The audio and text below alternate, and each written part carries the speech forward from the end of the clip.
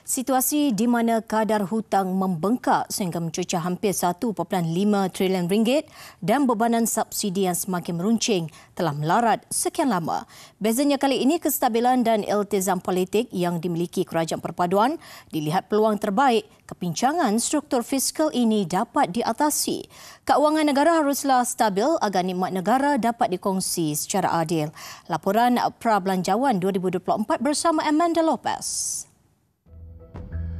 Defisit fiskal bermaksud kerajaan berbelanja lebih daripada hasil negara. Tahun lalu, defisit fiskal negara menurun kepada 5.6% berbanding 6.4% pada 2021.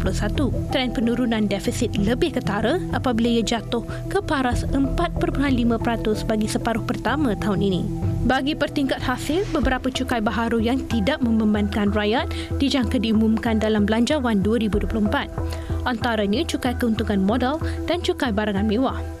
Beban kos subsidi yang meruncing juga akan diberi perhatian.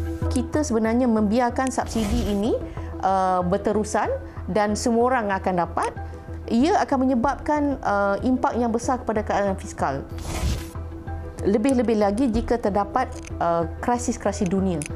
Jadi kita terpaksa meminjam dan hasilnya, akibatnya kos pembangunan itu terpaksa dikurangkan.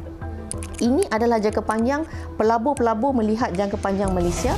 Kalau contoh kita ambil Indonesia sudah memotong subsidi kerajaan begitu besar sekali. Sekarang fiskal Indonesia adalah seimbang.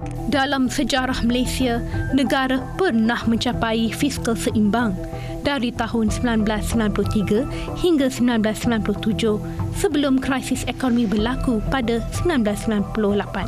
Dan harapan diletakkan pada Akta Tanggungjawab Fiskal yang dijangka dibentangkan akhir tahun ini. Sebaiknya kalau dapat dibentangkan Fiscal Responsibility Act FRA tersebut, maka ini akan mewujudkan satu keadaan yang lebih meyakinkan di kalangan para pelabur-pelabur terutamanya tentang usaha kerajaan untuk mengawal kedudukan kewangan kerajaan yang lebih baik lagi pada masa akan datang. Jadi kalau perkara ini dapat dilaksanakan, saya kira ia akan dapat mewujudkan satu keadaan yang meyakinkan dan ini akan menggalakkan aktiviti pelaburan di kalangan pihak swasta.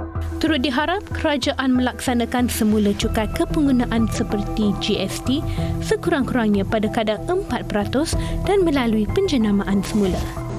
Kerajaan perlu melebarkan hasil untuk memastikan ekonomi Malaysia kini kekal mampan dan berdaya saing. Tidak dinafikan apabila kerajaan melakukan sesuatu langkah yang drastik seperti pengurangan subsidi bahan api ataupun memperkedahkan cukai-cukai baharu yang sedikit sebanyak menimbulkan perasaan yang tidak selesa. Namun, kebaikannya dapat dirasai di kemudian hari apabila penjimatan ini disalurkan kepada agenda pembangunan ekonomi negara. Amanda Lopez, TV3.